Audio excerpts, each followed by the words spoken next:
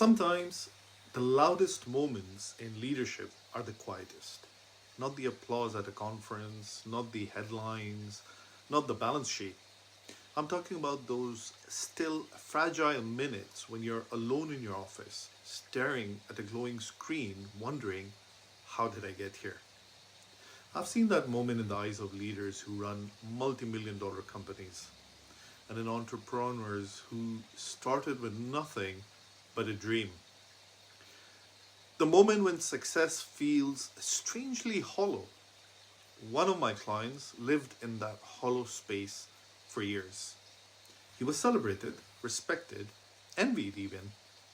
But when he sat across from me for the first time, he didn't hand me a business problem. He handed me a confession.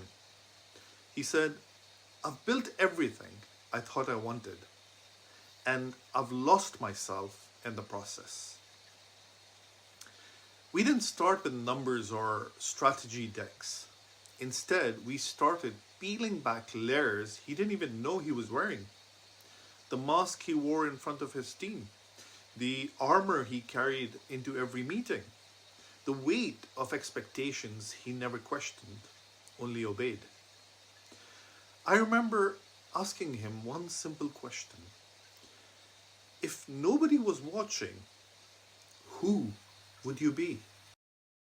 He was silent for a long time. His eyes dropped. His breath shook. That silence told me more than words ever could. Week after week, we worked not on building more, but on letting go. Letting go of the noise, letting go of borrowed ambitions, letting go of leadership as performance.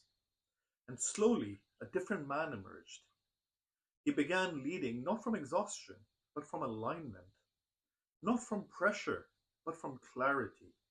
He started showing up fully, not just for his business, but for himself, his family, his faith, his legacy. His team noticed it before he did. They said, you don't just give us direction anymore, you give us belief. That's when I knew we had crossed the threshold. That's when leadership becomes something deeper than position. It became presence. We live in a culture that tells leaders to do more, faster, bigger.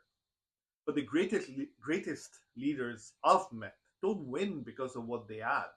They win because of what they're willing to subtract.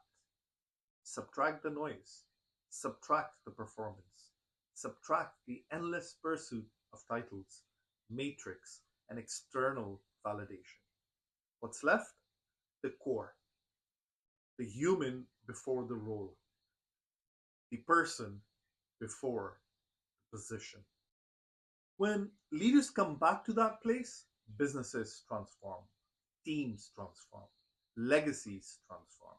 Because people don't follow titles, they follow truth.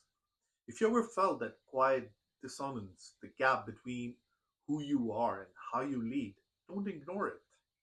The gap is not weakness, it's the invitation to return to yourself, to realign with what matters, to rediscover the leader hidden beneath the performance.